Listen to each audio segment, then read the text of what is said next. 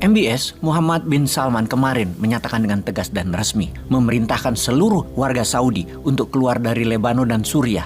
Dan ini adalah sebuah pernyataan yang harus segera dilaksanakan. Ada apa?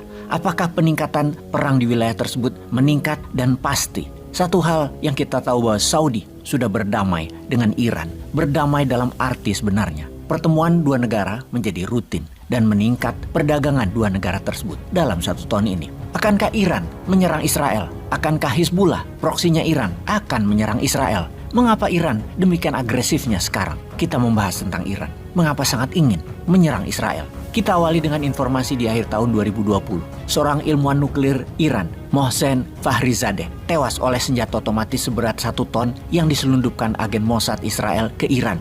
Mohsen Fakhrizadeh adalah seorang brigadir jenderal dalam Korps Garda Revolusi Iran dan pejabat senior dalam program nuklir Iran. Dia mengajar fisika di Universitas Imam Hussein di Teheran. Mengutip sumber intelijen, mengatakan tim eksekusi terdiri lebih dari 20 agen Mossad yang melakukan penyergapan terhadap ilmuwan Fakhrizadeh setelah 8 bulan mengawasinya. Fakhrizadeh terkena tembakan 13 peluru dari senjata sangat akurat yang tidak melukai istri dan 12 pengawalnya yang bepergian bersamanya pada 27 November tahun 2020. Fakhrizadeh, 59 tahun, telah lama diincar oleh Barat sebagai dalang program rahasia bom nuklir Iran. Dia digambarkan oleh Dinas Intelijen Barat dan Israel selama bertahun-tahun sebagai pemimpin misterius dari program bom nuklir rahasia yang dihentikan pada tahun 2003 oleh PBB atas tuduhan Israel dan Amerika Serikat sebagai upaya Iran untuk memulai kembali program nuklirnya. Iran telah lama membantah upaya membangun senjata nuklir. Menurut Mossad, Iran tetap diam-diam membangun kekuatan nuklirnya. Dengan kematian Fakhrizadeh telah memperpanjang periode waktu yang dibutuhkan Iran untuk membuat bom nuklir mulur memanjang menjadi 10 tahun ke depan. Bagaimana Fakhrizadeh dieksekusi? Sebuah tim membuat rencana menit demi menit yang sangat rinci. Kemudian selama 8 bulan, mereka bagaikan bernafas dengan Fakhrizadeh. Bangun bersamanya, tidur bersamanya, berpergian bersamanya. Mereka bahkan dapat mengendus krim cukurnya setiap pagi dan menghirup bau aroma kopi yang diminumnya.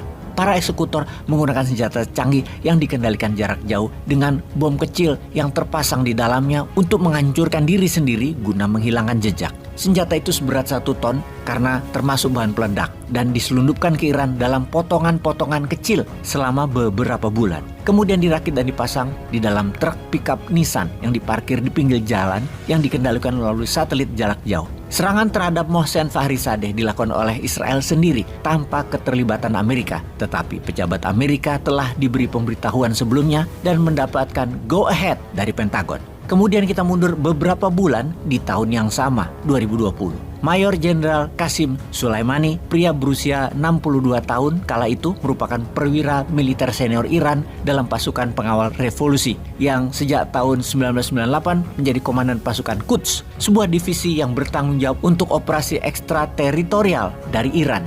Ia adalah seorang veteran perang Iran-Irak dan telah aktif dalam berbagai konflik di Timur Tengah, terutama di Irak dan Syam. Pasukan Quds telah lama memberi bantuan militer untuk Hizbullah di Lebanon dan Hamas di wilayah Palestina.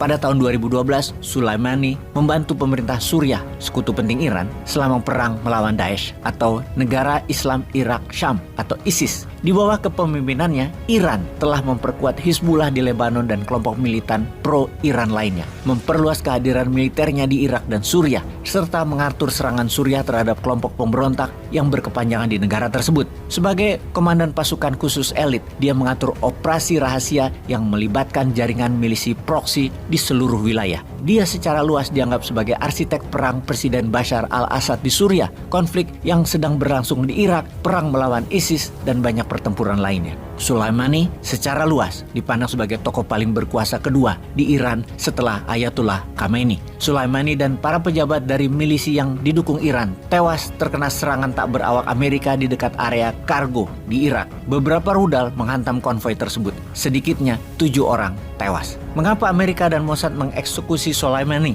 Pentagon mengatakan Soleimani telah mengembangkan rencana untuk menyerang diplomat dan anggota militer Amerika di Irak dan di seluruh kawasan. Serangan ini bertujuan untuk menghalangi rencana serangan Iran di masa depan.